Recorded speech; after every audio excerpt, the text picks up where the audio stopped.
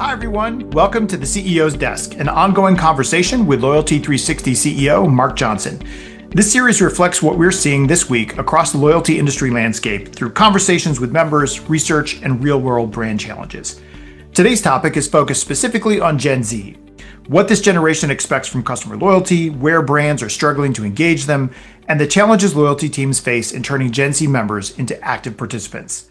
This discussion is informed by Loyalty360 research, including survey data, in-depth brand interviews, and themes that continue to surface in member-only conversations. Loyalty360 recently surveyed brand members, specifically those with loyalty programs, to understand how they view Gen Z across a range of areas. We also just released a qualitative executive perspective paper built directly from brand interviews. Together, this gives us a strong blend of quantitative and qualitative data and real-world insight. We'll talk about what the research is telling us and how brands can actually put these insights into practice. So, Mark, what stands out about how Gen Z approaches loyalty compared to previous generations? Yeah, I think one of the biggest challenges that we hear from a brand perspective is that they don't understand how to engage them. They don't necessarily know what they're looking for. They know they are, digitally native. They've grown up around digital platforms. They can be very engaged. But getting them to initially engage with a customer loyalty program where they may want an everyday low price, they want simplicity. There's some complexity, some nuance, some challenges, depending on the loyalty program, right? About getting them involved in the program.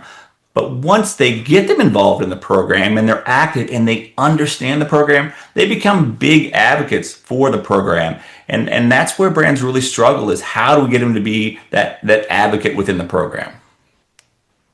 Gotcha. And one of the things that I think we're hearing also is that if they're going to be an advocate, that the loyalty program itself has to be relevant to them. So what do you think relevancy looks like in practice to then earn that advocacy? I think it's an interesting question as well. And we did the qualitative paper, which is a reflection of interviews we've done. We have a member only meeting on different topics, and we talked about that, right? What does relevant mean? And I think brands struggle with regard to what relevancy means.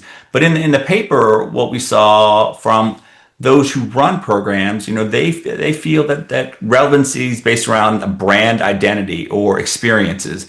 They are very focused on everyday value, everyday low pricing, and simplicity. They want personalization. Personalization was probably the most consistent theme within the research paper. They want personalized content, offers, experiences, but they're also very concerned around, the social influence. 46% of the respondents said they want to know what the creators are doing, their influencers are doing, what their friends are doing, how they're using a product. So that relevancy is very diverse, where many customer loyalty programs are focused on behavioral attributes. So that relevancy and being able to action on it is a significant challenge for those who have customer loyalty programs.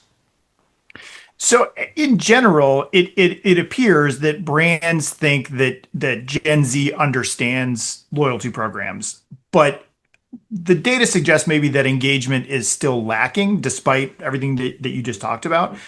Do you think that Gen Z really understands, the value of the program, or is something getting lost in the communication ultimately? Well, it's interesting. One of the things that we asked in the paper was, do you feel that Gen Z finds relevancy, finds value in your customer loyalty offering?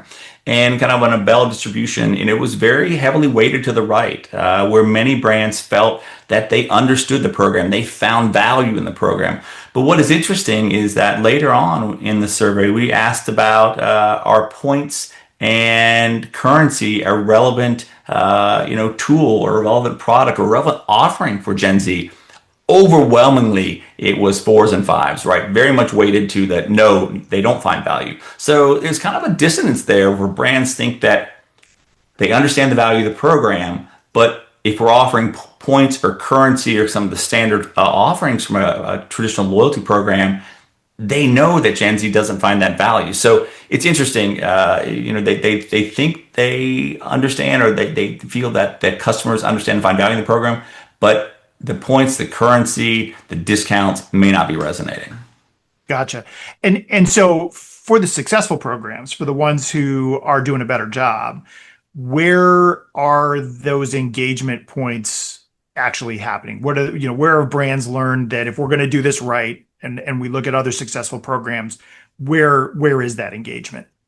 I think it's a number of different things, right? So when brands do it well, they focus on channel. So what we heard in kind of the meeting we had, kind of the just roundtable we had, is that many brands aren't actually doing much with regard to age. They're very concerned with regard to Reg Z, Reg B. From a banking perspective, highly regulated industries aren't doing a whole lot. Like, I know you're 25 years old, or I know you're 18. What they're really doing is using channels and using kind of that same message, but they want to personalize it more. So they're trying to focus on personalized deals that are relevant to them, the content that again we talked about that could be relevant to them, discounts, simplicity in the program. But many brands, shockingly enough, don't have a lot of data points on Gen Z. That they're scared to ask them to confirm their identity, confirm their age. There's software out there like a Verify ID or an ID Me that can do that. But it was interesting to hear the brands talk about. Many are pulling back from age-based marketing. They're very focused on behavior. So that leaves them to leverage the different channels, the Instagrams, the TikToks, and the kind of the influencer channels that they follow to get that message out. So, and that's something we've heard quite consistently, is that we're not tailoring the program to the uniquenesses and interests necessarily of the Gen Z. We're just tailoring the channels that we get it out into, trying to to make them see value of the program. So to kind of play out that you use the term sort of behavior-based engagement. Why does that resonate more than demographic targeting? Like, what is it? I mean, I guess it seems obvious, but is there some science around that?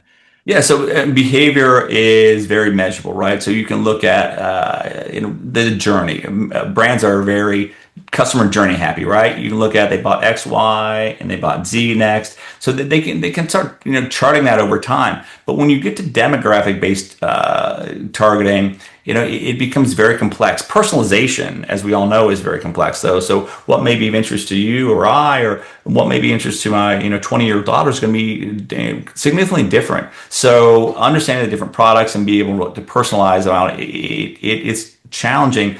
But most customer loyalty practitioners, especially the ones who've been in this for a while, they're all focused on behavioral science, behavioral economics. They're looking at the kind of how the program works. And that's what they're used to measuring is, you bought X, I'm going to offer you Y. You bought Y, I'm going to offer you Z. They know how price sensitive you may be. If I offer you a 15% discount on a pair of jeans at a American Eagle, you may buy it. Or maybe I only have to offer you 5% when you're shopping with Levi's. Then that's what they're accustomed to. That's what they do a really good job, and that's the data they have. The demographic information is hard to come by. There's a big push for gamification right now, zero-party data.